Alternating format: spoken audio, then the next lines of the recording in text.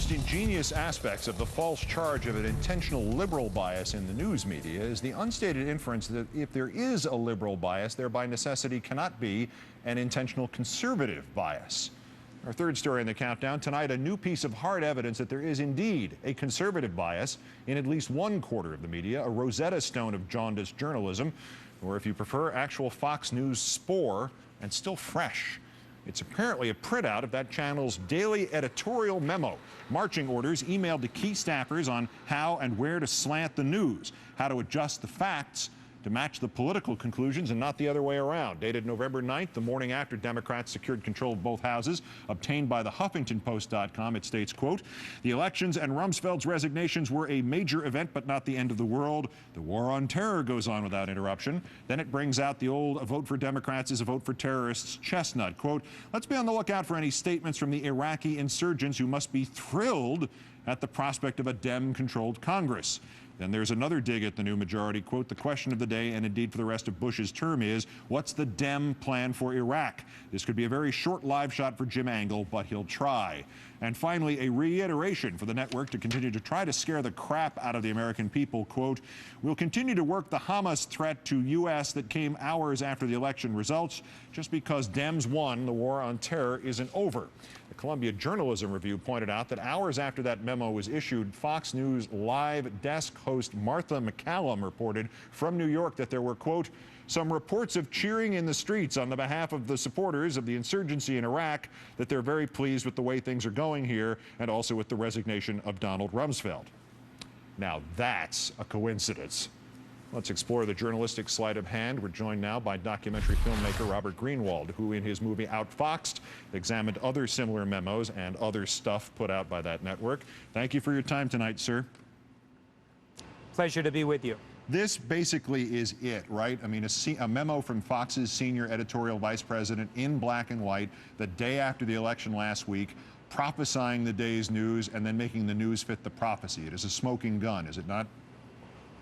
There's no question about it, and it's the worst kind of obscenity. And I really think they've crossed a new line here. In the year that I spent studying them and the memos we got for Outfoxed, we compiled them. But to do it immediately after the election and to make these kinds of accusations and then to force the facts to fit what they wanted to fit really, to me, has brought them to a new line. If they were journalists, they would be ashamed, but they're not. And the Huffington Post and your show are to be commended for not allowing them to continue to get away with this. Now, remember, Dan Rather was fired for not fact-checking. I want Rupert Murdoch to fire whoever put out this memo now and to call for an investigation now of Fox News if they had anything to do with being a news organization. His name is John Moody, and we'll get to a little bit on his background in a moment. But tell me about your experience with these memos, their frequency, their importance. They've been shown before, but here's one in the flesh that seems to have resonated pretty loudly. What do they mean? Do you have any idea how they would get out? Well, they would get out because they're a good, solid, patriotic citizens at Fox News, and this is just the beginning. There's going to be a lot more coming to the Huffington Post who think that it's a travesty, who think that heads should roll because of this. Now, what the memos do, and I'm sure you don't have this on your show, they tell the correspondents what to say and how to say it.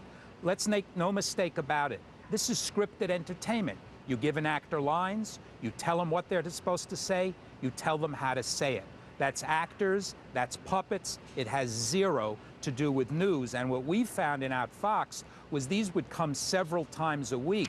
Frankly, I thought that they'd stopped after our film, but I guess they're back in full-fledged shining armor again. The devil's advocate question. I'll read that fourth paragraph again and just I'll take it out of the context and ask you this. The question of that day, and indeed for the rest of Bush's term, is what's the Dem plan for Iraq? Just that, what's wrong with that, and could there not be a memo, if not a daily memo, but a memo somewhere at any other network that reads, the question of the day, and indeed for the rest of Bush's term, is what's Bush's term for a plan for Iraq? Well, there should be a memo saying what are the plans for Iraq. And I defy anybody to show me one hard question that Fox has ever asked about stay the course. Stay the course when there's no course to be staying, just this kind of insane policy that has no place to go. And there's never been any questioning or probing about that. But again, the assumption and what we all know is that they are not a news organization. They carry out the propaganda. They carry out what the administration tells them to say. And this is just further evidence of it. The tragedy is some people still think they're really getting news. And in a democracy, which we love and cherish, news is a critical part of it. And the notion that they parade behind the banner of news really does all of us a tremendous disservice. There are, lastly here, there are two separate references to the war on terror continuing no matter what happened in the election. There's a third reference to the Hamas threat to the U.S. Do you think the document originates in the Fox offices, or is it just too paranoid to think this might be a rewrite of White House press office or Republican National Committee daily talking points? Well, you know, the sad thing is it almost doesn't matter because they are so in sync with each other that you'll never see a disparity. So whether it comes from the White House or whether it comes from Fox News or they mutually feed each other, the notion of scaring and terrorizing us, when we did the At Fox movie, I literally had 6 hours worth of scare the hell out of them stuff. We couldn't put it in the full film, and now you're going to see it more and more again.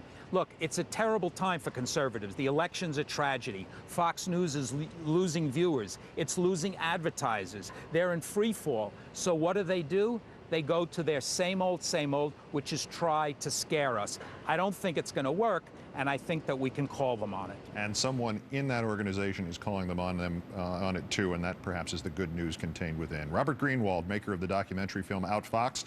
Great, thanks for joining us, sir. My pleasure. By the way, about the author of the memo, he's John Moody, Fox News Channel's Senior Vice President of News Editorial. He's not nearly as well known as owner Rupert Murdoch nor Major Domo Roger Ailes, but on a day-to-day basis, he may be more influential than either. And a sidebar to this, he proves the theory that it might be nature and it might be nurture, but ultimately it's all about the individual. Moody got his news training, the beginning of it, at Cornell University.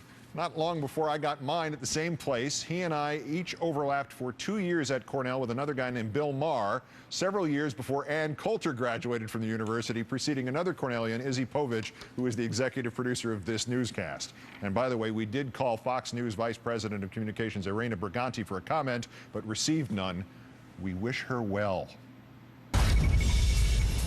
Michael Jackson starts his professional comeback on the world's biggest musical awards show. It's nice to be talking about somebody reputable after talking about Fox all that time.